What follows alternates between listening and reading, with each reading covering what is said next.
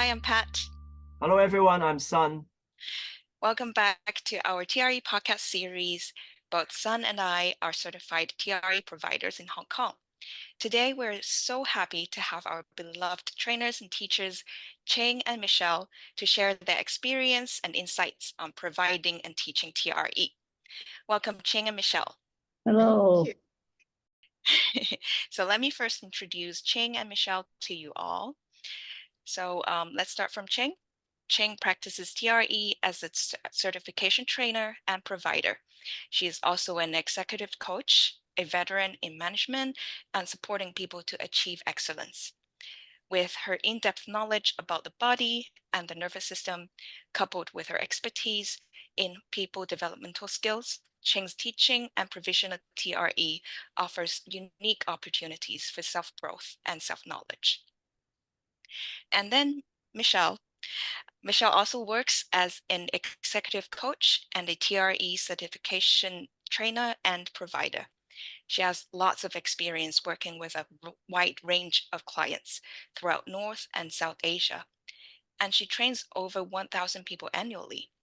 With her experience as a trainer, Michelle's teaching and provision of TRE inspires people to be curious and open-minded, to understand their bodies, and to break through limiting beliefs. She has resided in Asia for over 30 years. Both Ching and Michelle are based in Singapore. Ching and Michelle together have led numerous TRE training workshops across Asia. So we are very happy to have them today to talk about TRE with us. So to start with, because both of you are executive coaches, as far as I know, now you have sort of switched your focus more on providing TRE and training TRE providers. What has made you switch your focus, and what is so special about TRE? Well, maybe Ching or Michelle can go first. Yeah. I've switched my focus because of the pandemic. During the pandemic, I got more of an opportunity to do TRE, and so I got kind of hooked, if you will. We successfully pivoted online. We didn't think it was possible in the first month, and by the second month of pandemic, we were fully switched. And from there, I saw the possibility of being able to do TRE online. Of course, now I'm back with people in life, but I have some physical limitations now with my health. So I find that TRE is just perfect for me because it's not, I can limit the physicality of it, and I have a more compassionate relationship with my clients.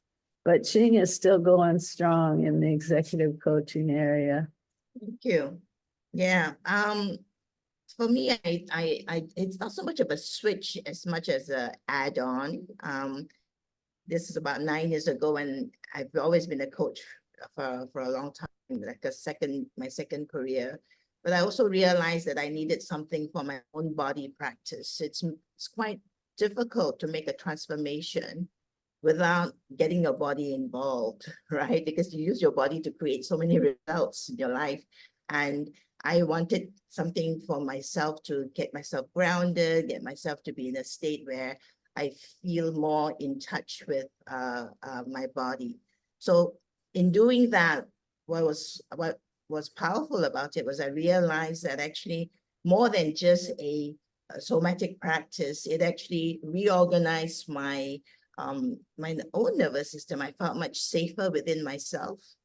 And then in so doing, realizing that that can be the clue in transformation in coaching, so that you're not just coaching to the head or thinking about what's the right thing to do and do the right thing.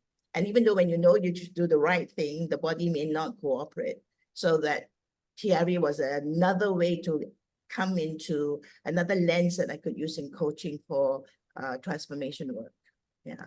So that's been what's helpful about it. Thank you for sharing. I mean, it's very inspiring to hear that body actually plays an important role in personal transformation and growth, right? Can you maybe share more about how TRE, in a way, help our bodies to feel safer and to be more grounded, and meanwhile to how TRE facilitate self-growth or self-development for people? I mean, personal growth. Yeah. So examples I have when we do TRE, maybe it would be helpful to just give a sense of what's possible when they do a somatic practice like TRE. People have come back and said things like, I am less reactive when I am with my team, or when I see an email that comes up, or when a situation comes up in a meeting, I find that I catch my breath, but I'm able to just breathe through it. So the ability to create some pauses between your reaction is really quite amazing. And that pause is not a thinking, a cognitive pause. It actually really comes from the body. So when the body has an opportunity to discharge what has been holding inside of it and bring down that level of activation in the nervous system, then the body has an opportunity to take another breath, right? And then choose your next action or the next step. So that's been the experience of the outcome of doing TRE. And how does TRE do that? I think the way I like to say it, and I'm sure it'll come out in the other questions, is the way I like to say is that when you do TRE, you allow the body to naturally connect with its natural mechanism for discharging, and that's tremoring, right? It's a little bit like shivering. The body would naturally find a way to get to a place to discharge.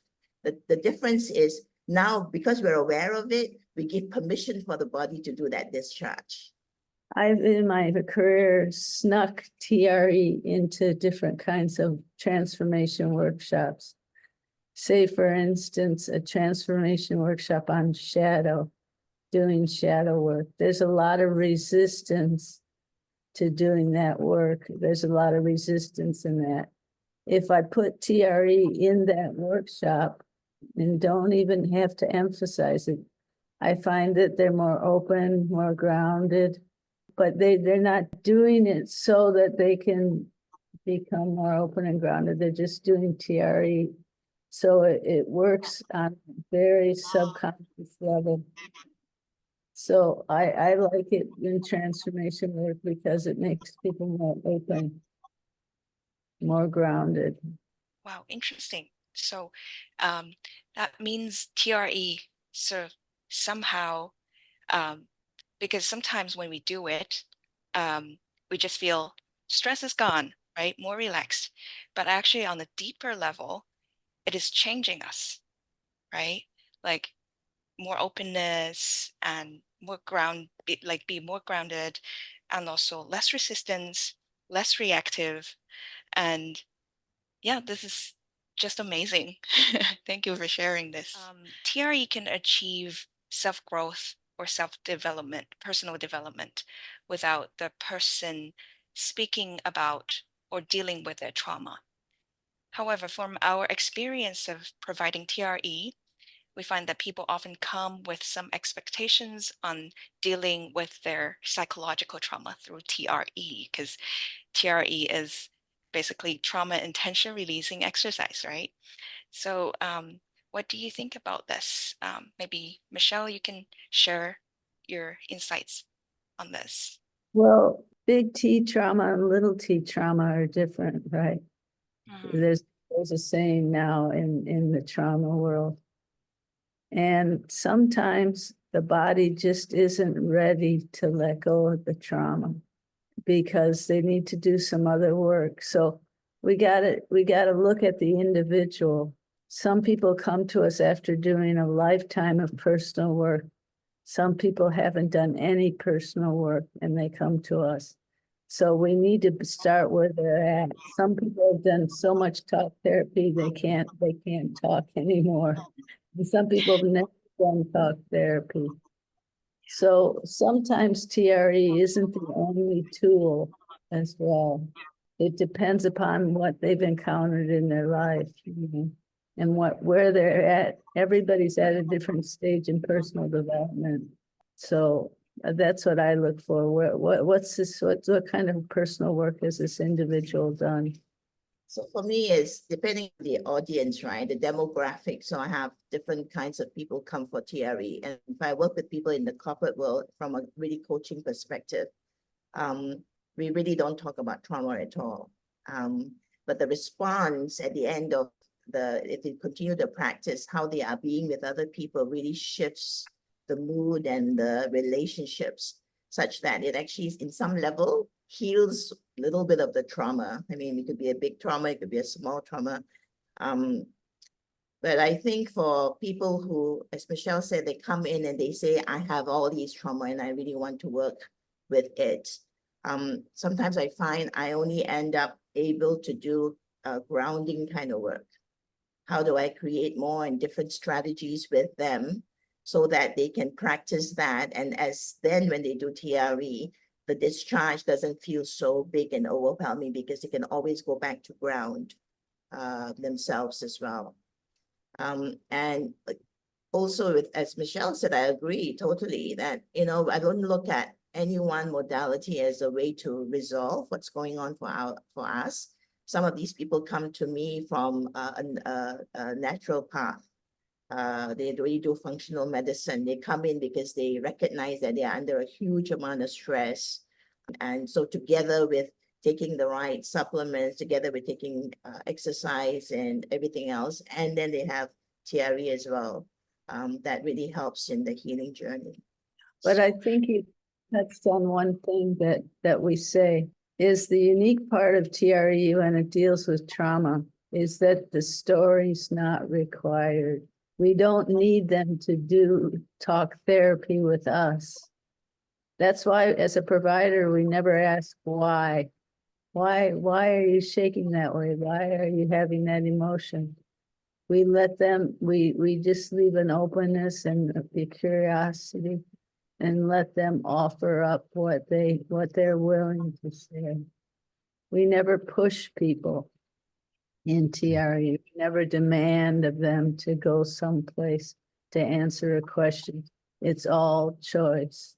So this is very interesting. Actually, this is a fine line of asking how much we ask with the people we shake with. Like, how much we want to know about their lives so that we can help them to shake better and more, and how much we should not ask so that they don't really have to do the talk therapy that Michelle mentioned. That's totally right. That the beauty of TRE, and which is why it works well with corporate clients as well. They don't have to speak it. And people are very intelligent, right? We're intelligent in our brains, well, in our mind, we're also intelligent in our body. The body has its own wisdom. That tremoring allows for something to happen, something to leave us, be discharged, and something to be integrated as part of the learning for the body, not just about the cognitive learning, such that healing can happen with or without the stories. Some people feel a need to share some of the story, share about what was a flashback they may have had. And that's also part of the verbal discharge, and allowing them to have that space, and knowing that it's not necessary for completion. Yeah, so some people, when we offer TRE to them, some people would have a tendency to interpret their shake. For example, they would ask, does the intensity of the shake or tremor indicate the level of stress that I'm having now? Or does it indicate that I have trauma, just some traumatic experience? Can you shed some light on this? Do you encourage people to interpret or not? Well, one of the lines I draw about interpretation is that it's not the provider's job to interpret. The person that's shaking naturally will want to interpret. And that could be very valuable. That movement could have been a movement from their past or something, a past injury, or could be an enormous amount of emotion is stored in that part of the body. So we don't discourage them from interpreting, but we do answer the questions like, is the intensity of the shake related to the amount of trauma or tension? And that simply no. We don't have a criteria for interpretation, but an individual can interpret for their own learning and their own growth. Ching, do you have any opinion on this? Yeah, I think we are meaning-making machines, aren't we, human beings? We want to have a meaning to everything. And our role, if we're talking to TRE providers, is really to create a container, a safe space for people to just experience their body, maybe for the first time, really experiencing what's happening in their body and allowing them to sit with this. So generally, I say to people, I know you want to say, you think this is this and this is that, and it's okay. And it's also okay to just sit with it for a little bit and to the next session or the next time you do it, and new things might open up for you. So Ching, you mentioned about safety and container, right? Sometimes in our like TRE workshops, maybe Sun and I, when we provide TRE, some people would tell us that we don't feel like shaking today. So sometimes seems that sometimes our bodies don't want to shake. Myself, I had this sort of experience before because of some overwhelming stress. Sometimes I don't even know it's overwhelming to me until my body tells me so. My body just didn't want to shake for like about a month. And what I did was I seek for your help.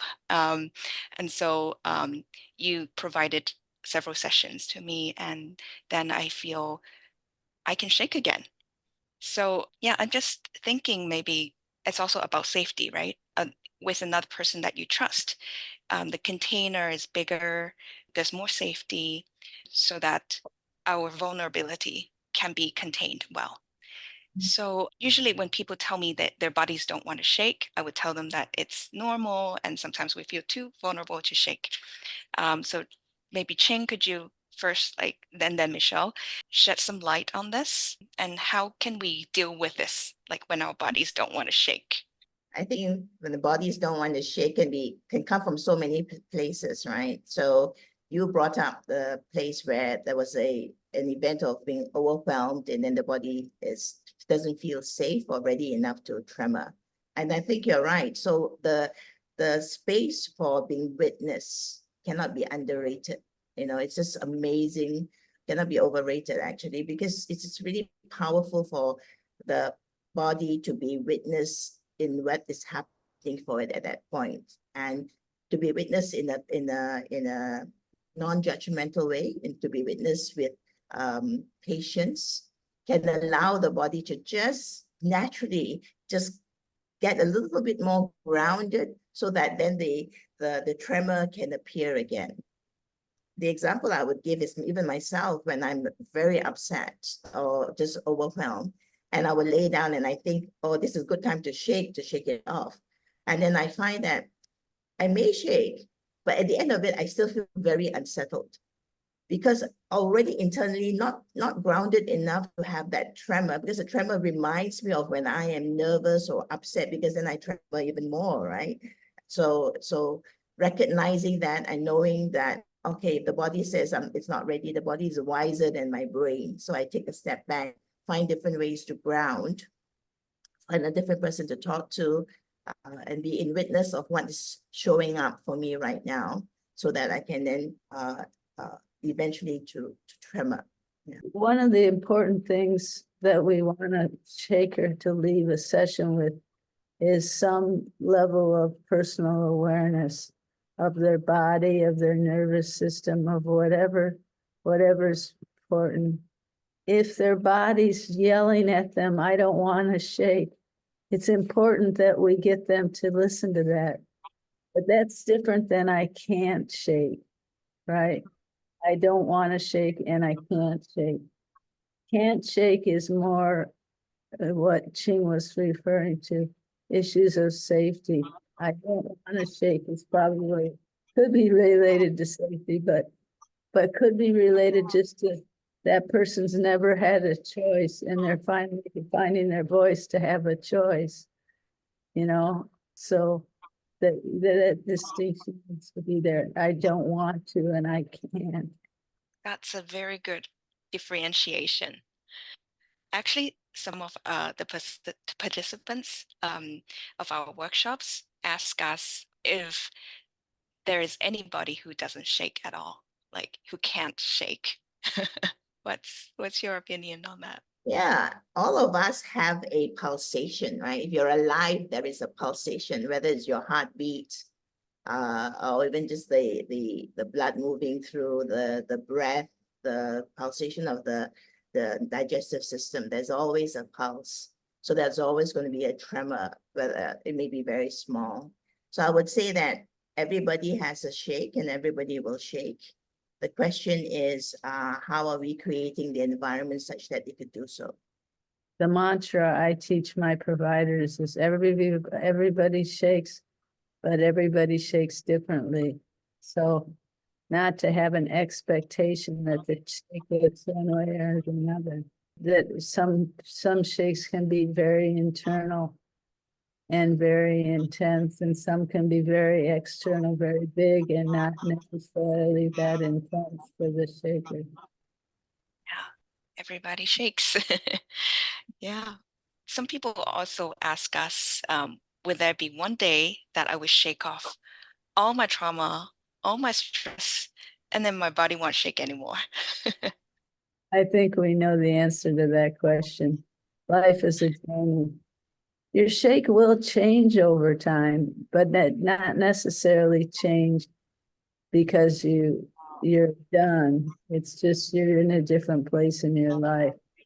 So it's very natural for people's shakes to change over time, but you wouldn't want your pulsation to go away. It's your life force. It's innate.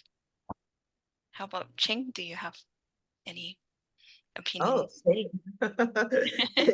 Stop shaking. If I could shake all of my stuff away. Every day we have different things that come up in our lives, right? And we get contracted by different things. So I don't think we will be able to shake off all. Plus, it's an indication that I'm still alive. So I don't think we'll ever shake everything off. It sounds to me like tremoring or shaking is just like breathing. Yeah, it's just essential and it's innate. Sometimes it's happening in our body. We don't even notice, right? So thank you, Ching and Michelle, for sharing your experience and insights in providing TRE to other people, and also your experience with TRE and the pulsation, which is the source of life. What I've learned from this conversation is that TRE does not only release stress, but also it changes us in a very subtle way that we may not notice. It helps us to be less reactive, more grounded, have more safety, and maybe be more comfortable in our skin. Both Sun and I also have experienced personal development, personal growth through TRE. And we would like to encourage more people to join us to just shake stress off and also gain personal growth and development, and sometimes even breakthrough. I think TRE has given me so many insights about myself too. We will continue to have Ching and Michelle for the next episode. Stay tuned, and thank you for listening and watching. Bye.